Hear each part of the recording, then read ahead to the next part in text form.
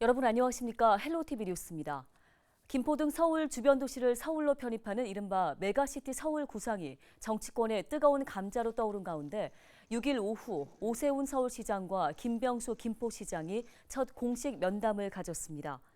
오세훈 시장은 6일 오후 집무실에서 김병수 김포시장을 만나 김포의 공식적인 서울 편입 방안 제안을 들었습니다. 김 시장은 이 자리에서 김포가 지리적으로 인접하며 생활권이 밀접한 서울로 편입된다면 동반 성장을 기대할 수 있을 것이라는 의견을 전달했습니다. 오세훈 서울시장은 김 시장에게 정책 제안 차원을 넘어 정밀한 분석과 함께 김포 시민이 우려하는 점에 대한 충분한 사전 설명이 필요하다고 당부했습니다. 서울시와 김포시는 김포시 서울 편입 공동연구반을 구성하기로 했습니다. 서울시는 또 이와는 별도의 동일 생활권 삶의 질 향상 태스크포스를 꾸리고 김포를 포함한 주변 도시 편입 등에 대한 통합 연구도 함께 진행할 계획입니다. 은평구 연신내역에 최고 49층 높이의 아파트가 들어설 예정입니다. 해당 사업이 최근 서울시의 심의를 통과했는데요. 심다혜 기자가 연신내역 일대를 둘러보며 주민 반응 들어봤습니다. 은평구 연신내역 일대. 서울 지하철 3호선과 6호선이 지나는 교통의 요지입니다. 하지만 다가구 주택 등 낡은 건물이 많아 낙후된 동네라는 이미지가 강합니다.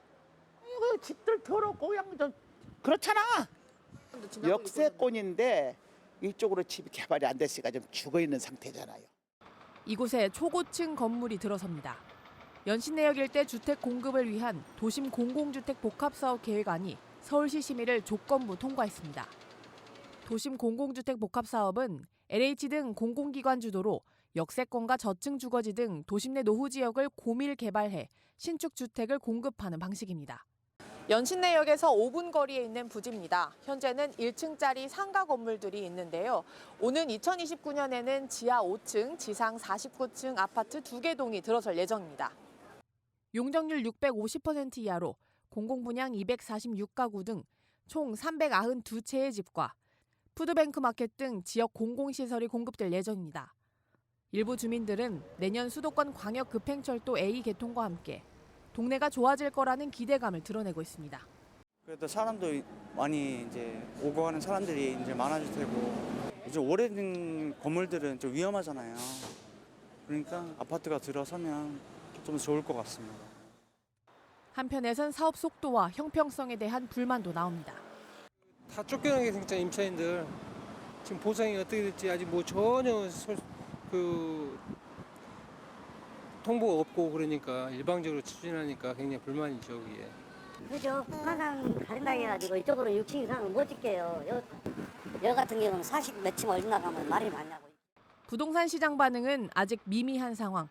집가 상승의 여력이 분명히 보이는 지역이지만요. 이것이 당장 실현되기는 조금 어렵다라고, 특히 이렇게 거점 지역으로 이렇게 손꼽히는 지역들을 보면요. 사실 주변에 공급량이 많아질 가능성이 언제든지 있거든요.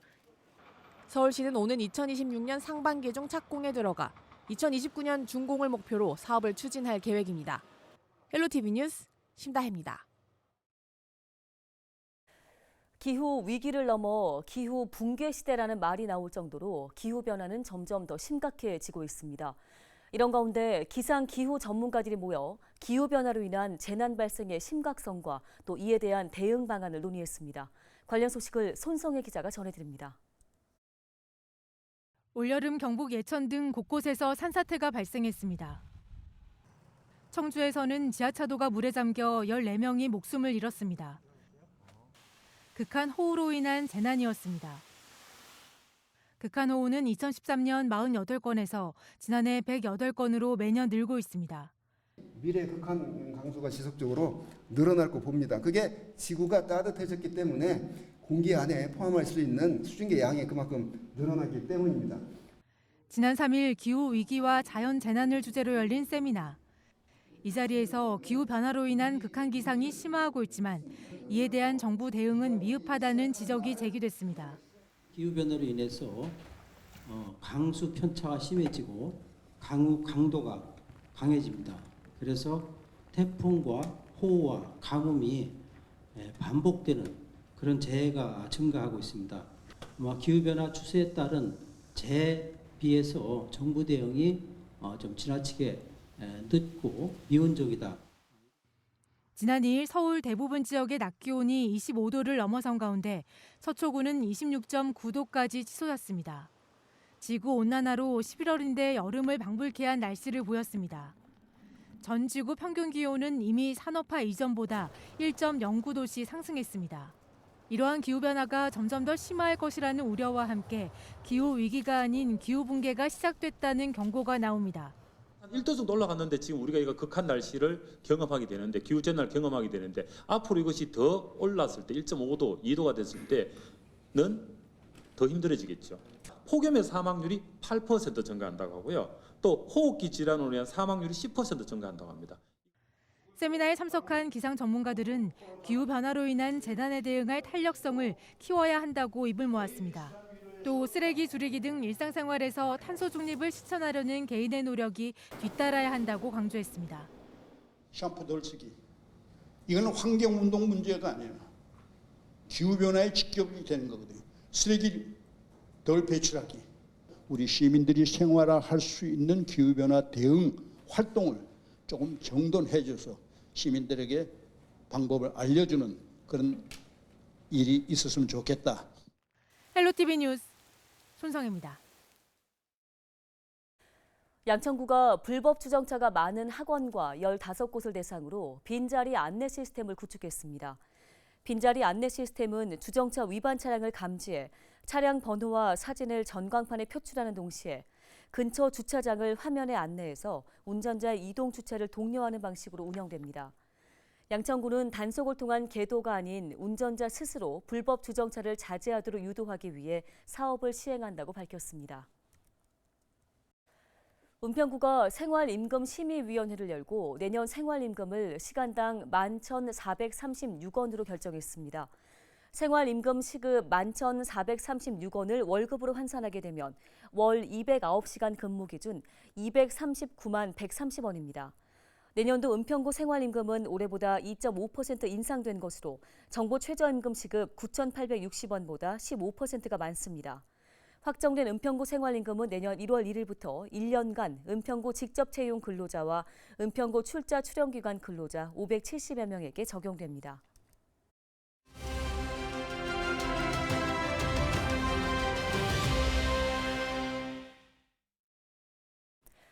네, 고현우 전 민주당 은평을 지역위원장이 내년 총선 출마를 공식적으로 선언했습니다. 민주주의 회복과 함께 실효성 있는 정책으로 은평구의 체질을 개선하겠다고 공언했는데요. 자세한 이야기를 스튜디오에 직접 모시고 들어보겠습니다. 어서 오십시오. 감사합니다. 네, 안녕하십니까. 자, 최근에 22대 총선 출마를 이제 공식적으로 선언을 하셨는데 국회의원 출마를 결심하게 된 특별한 이유가 있을까요? 네, 그렇습니다. 저희 부모님은 저희 어렸을 때 새벽부터 밤늦게까지 정말 열심히 일을 하셨는데도 불구하고 저희 집이 사실 무척 어려웠습니다. 예. 제가 학교 다닐 때 예를 들어서 초등학교 때인데 크레파스를 못 산다든지 체육복을 한번 사본 적이 없었죠. 어린 마음에 이런 생각이 들었어요. 이렇게 우리 부모님이 열심히 일을 하시는데 왜 사랑하는 막내딸 크레파스 도화지 하나를 못 사줄까? 이건 세상이 조금 잘못된 거 아닌가? 우리 부모님처럼 열심히 일하는 분들이면 최소한 생활을 할 수 있는 그런 사회, 내가 이 다음에 크면 그런 사회를 위해서 헌신하겠다. 또 하나는 나처럼 좀 어려운, 조금 불행한 어린이가 없는 세상, 그것을 위해서 나는 헌신하겠다. 그게 아마 정치를 하게 된 계기인 것 같고요. 예. 어떻게 보면 저한테는 중간에 굴곡도 많고 어려움도 많았습니다만 끝까지 이렇게 제가 풀어야 될 숙제 같은 것 자연스럽게 항상 준비하고 있었고 내가 기회가 되면 이러이런 일을 하겠다라고 항상 준비해 왔기 때문에 어쩌면 당연한 것 이렇게 받아들여집니다. 예. 과거에 민주당을 떠났다가 이제 작년에 다시 복당을 하지 않으셨습니까? 네. 당시 복당하시면서 현실 정치의 높은 벽을 넘지 못했다 이런 말씀을 하셨습니다. 이게 그랬습니다. 무슨 의미일까요? 지금부터 7년 전 2016년으로 돌아가면 그때 박근혜 대통령 탄핵 불과 1년 전이죠. 그럴 정도로 새누리당과 청와대의 실정이 거듭되고 있었음에도 불구하고 우리 민주당의 지지율은 당시 여당에 비해서 반토막밖에 안 되었습니다. 그럼 이렇게 실적을 거듭하는 정부 여당에 대해서 우리 민주당이 왜 이렇게 그거보다도 더 지지를 못 받나 하는 근본적인 문제 제기를 하면서 새로운 정치, 제3지대, 제3당 변화와 혁신을 위해서 뭔가 우리가 해야 되지 않을까 이렇게 생각을 해서요. 그 당시 민주당의 상징 같은 그 정대철 대표님 또 우리 김대중 대통령의 거의 분신 같은 권노갑 고모님 이런 분들하고 함께 새로운 정치를 열망했습니다. 게다가 국민적인 열망도 전국적으로 이 정치 바꿔야 된다. 이게 뭐냐. 그래서 제3신당에 대한 엄청난 국민적 지지와 열망이 있었죠. 그래서 함께 그 정치가 바뀌면 경제도 바뀔 수 있다. 이런 소신을 가지고 도전했습니다만 결과는 아시다시피 제3당은 좀 어려웠죠. 그 이유가 아마 1945년 해방 이후로 대한민국은 미국식 양당제, 미국식 대통령제 이런 민주주의 제도에 익숙해서 대한민국에서의 제3당 새로운 시도는 조금 어렵지 않아 이런 현실적 어려움을 가지고 느꼈고요. 작년에 이제 대통령 선거 민주당 이재명 대통령 후보와 함께 이러한 그 변화와 혁신을 민주당 내에서 이재명 대표와 함께 하자 이런 취지로 똑같이 정대철 대표님, 우리 권노갑 고모님, 저 그리고 많은 분들이 함께 돌아왔습니다. 예, 거대 양당 정치의 벽이 참 높았다라는 그랬습니다. 얘기신 것 같은데 네네. 과거 이제 지역위원장 활동을 하셨던 만큼 뭐 워낙 지역에 대해서 속속들이 잘 알고 계실 거라 네, 생각을 합니다. 네. 은평구의 더 나은 미래를 위해서 예. 앞으로 갖고 계신 특별한 계획이 있을까요? 제가 2005년부터 지역위원장을 하면서 은평구를 다니면서 한 분 한 분이 주신 것은 다 똑같죠. 제대로 좀 잘해서 은평구 좀 살게 해줘라. 너무 어렵다. 이런 예. 말씀이신데 그래서 일단은 제가 보기에 은평구가 어려운 이유 중에 하나는 막혔습니다.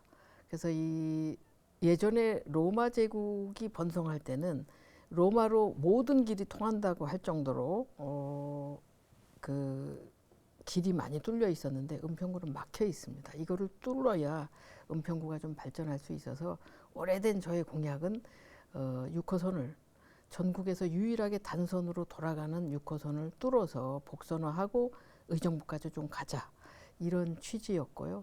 그다음에 이제 또 하나의 지금 제가 주장하고 싶은 것은 은평구가 가지고 있는 천혜의 자원이 있습니다. 바로 북한산이죠. 예. 무엇과도 바꿀 수 없는 천혜의 자원 이 북한산을 세계적인 명소로 해서 누구나 찾아오고 누구나 와보고 싶은 그런 은평으로 살고 싶은 도시로 만들 수 있다면 참 좋겠다 이런 생각을 하는데 간단하게 설명을 드리자면 북한산에는 그 나무권의 과거의 역사가 있습니다. 아름답고 또 슬픈 얘기도 사람의 얘기가 있었겠죠. 네. 이것을 좀 이렇게 체험할 수 있는 만들고요. 그다음에 첨단의 현재의 우리가 가지고 있는 기술 중에서 최고로 느끼고 만져보고 할 수 있는 케이블카와 첨단 시설을 좀 해서 편의적으로 누구든지 좀 잘 즐길 수 있도록 하고 그다음에 이제 AI라든지 3D 홀리그램이라든지 이런 미래 첨단 과학 전시관을 만들어낸다면 세계적인 명소가 되지 않을까. 근데 저 혼자는 못하겠죠. 네. 우리 주민들하고 함께 국민들과 함께 만들어가고 싶은 소망이 있습니다. 네. 끝으로 주민 여러분께 하고 싶은 말씀 들어보겠습니다.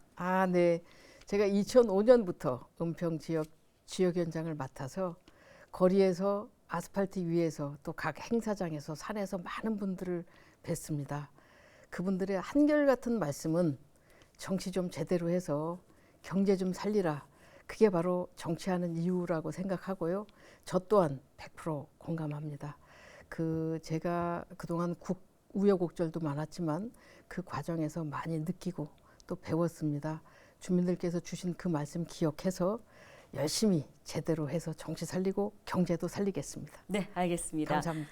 예, 지금까지 고현우 전 지역위원장의 이야기 들어봤는데요. 앞으로의 좀 발걸음 기대해 보겠습니다. 고맙습니다. 감사합니다.